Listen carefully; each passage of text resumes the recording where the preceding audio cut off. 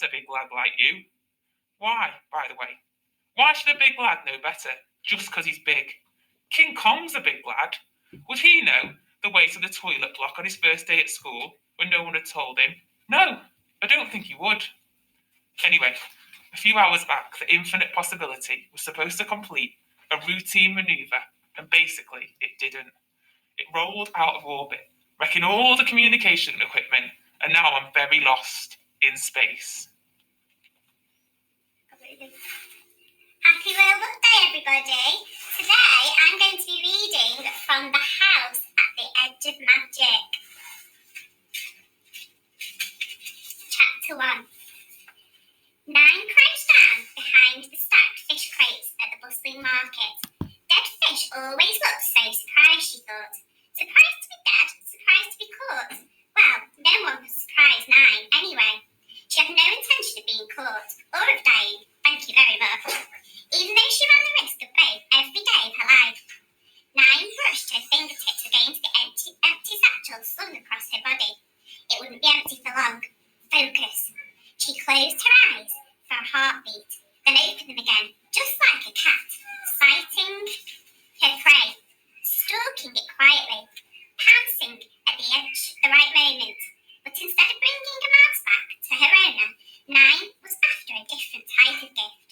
She was falling out of favour with Pockets, the old gangmaster. She needed to prove herself to him, prove she was worth the roof over her head, and the pathetic amount of food that the old devil gave her each day. And this was her opportunity. Everyone was busy at the market, moving and chatting. It was a perfect place for a pounce. Barrows rustled, traders shouted, and wagons rolled. A shawl-wrapped fishwife was at the far end of the stall, yelling to the crowd about the catch of the day, which, as far as Nine was concerned, was just an extra-large, extra-surprise-looking fish. Nine ducked down behind the crate and peered around. A horse and cart clattered over the cobbles, obscuring her view. When it passed, she smiled. Her prey, a young lady, stood with her back to Nine. She guessed by the height and the build that the lady was only a few years older than herself, but she was beautifully dressed. She had a puffed-out scarlet dress, and more importantly, a fancy beaded handbag. Nine's senses were alert. Her muscles tensed, she moved into position, clenched her fists, stretching her fingers. Her pre-pounce ritual.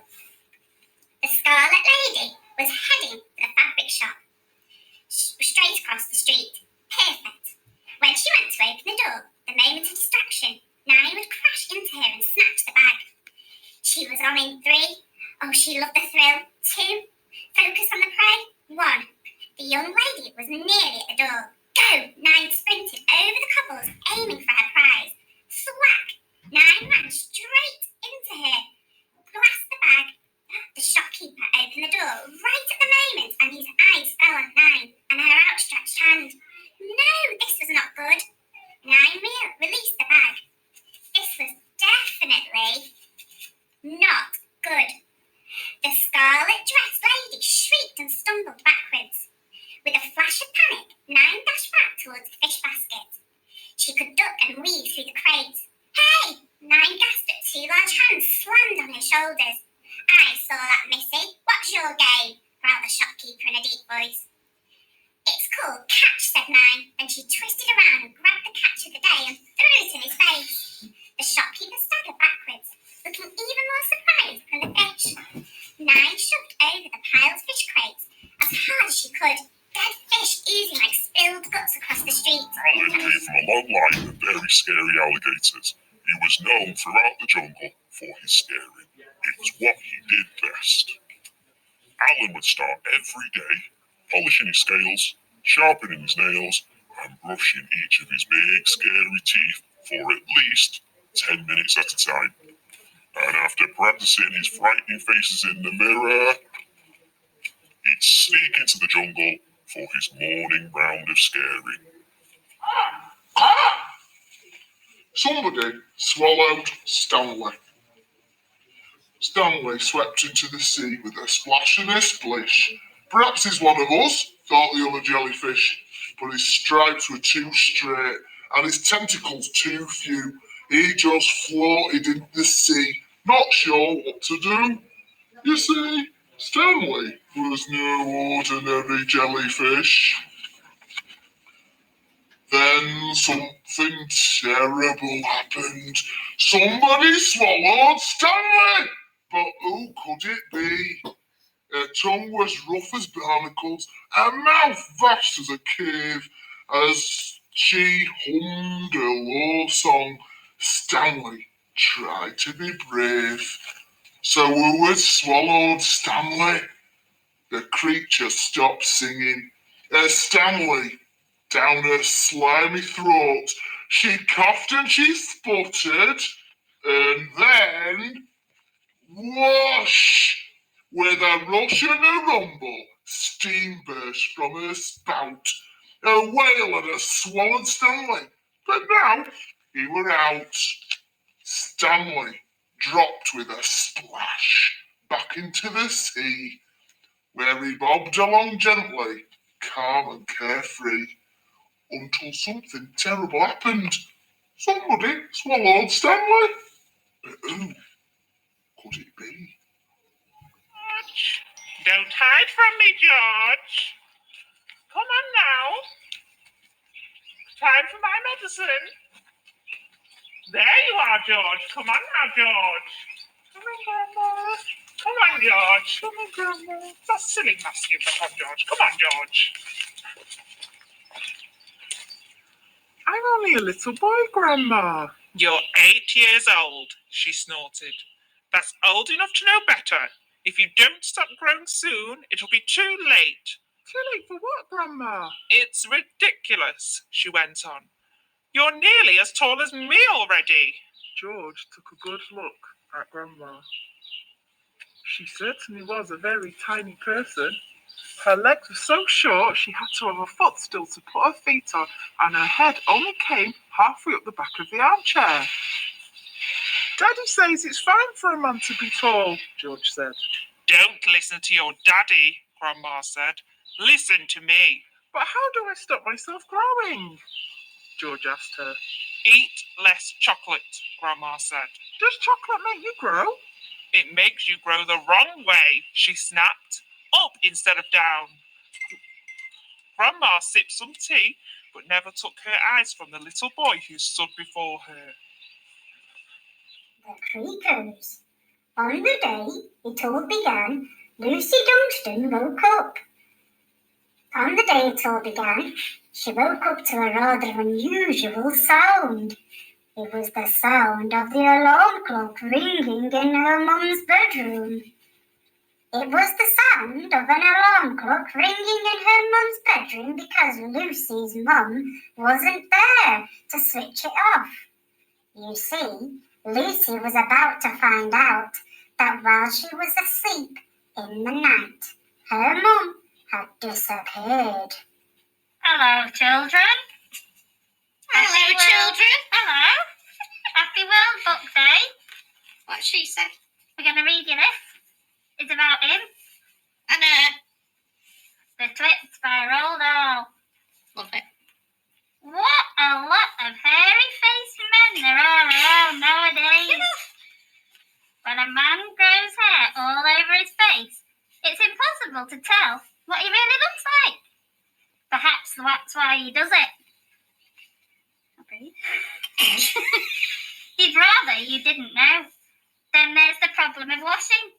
When the very hairy ones wash their faces, it must be a big job as when you and I wash the hair on our heads. So what I want to know is this. How often do all these hairy-faced men wash their faces? It's only once a week like us on Sunday nights. And do they use shampoo? Do they use a hairdryer? Do they rub hair tonic in to stop their faces going bald? Do they go to a barber to have their hairy faces cut and trimmed? Or do they do it themselves in front of the bathroom mirror with nail scissors? Yeah. I don't know. But the next time you see a man with a hairy face, which will probably be as soon as you step out onto the street, maybe you will look at him more closely and start wondering about some of these things. Mr. Twit. Mr. Twit was one of these very hairy-faced men. The whole of his face, except for his forehead, his eyes and his nose, was covered with thick hair. The stuff even sprouted in revolting tufts out of his nostrils and his ear holes. Ugh. Mr. Twit felt that this hairiness made him look terrifically wise and grand. But in truth, he was neither of these things. Mr. Twit was a twit. He was born a twit, and now at the age of 60, he was a bigger twit than ever. The hair on Mr. Twit's face didn't grow smooth and matted as it does on most hairy-faced men. It grew in spikes that stuck out straight like bristles of a nail brush. And how often did Mr. Twit wash this bristly nail brush face of his? The answer is never. Not even on Sundays. He hadn't washed it for years. In which Pooh goes visiting and gets into a tight place. Edward Lear, known to his friends as Winnie the Pooh, or Pooh for short, was walking through the forest one day, humming proudly to himself. He had made up a little hum that very morning as he was doing his stuntless exercises in front of the glass. Tra-la-la, tra-la-la, as he stretched up as high as he could go, and then tra-la-la, tra-la-la, oh help! As he tried to reach his toes after breakfast, he had said it over and over to himself, and he had learned it off by heart, and now he was humming it right through properly. It went like this. Tra-la-la, tra-la-la, tra-la-la, tra-la-la, rum-tum, diddle-um-tum, diddle-diddle-diddle-diddle-diddle-diddle, rum-tum, diddle-um-tum. Well, he was humming this hum to himself and walking gaily along, wondering what everybody else was doing and what it felt like to be somebody else, when suddenly he came to a sandy bank, and in the bank was a large hole. Aha, said Pooh. If I know anything about anything, that hole means rabbit, he said. And rabbit means company, he said. And company means food and listening to me humming and such like. Rum-tum-diddle-hum. So he bent down, put his head into the hole, and called out, "Is anybody at home?" There was a sudden scuffing noise from inside the hole, and then silence. What I said was, "Is anybody at home?" called out Pooh very loudly. "No," said a voice, and then added, "You needn't shout so loud. I heard quite well the first time." "Oh," said Pooh. "Isn't there anybody here at all?" "Nobody." Winnie the Pooh took his head out of the hole and thought for a little, and he thought to himself, there must be somebody there, because somebody must have said nobody. So he put his head back in the hole and said, "Hello, Rabbit, is that you?"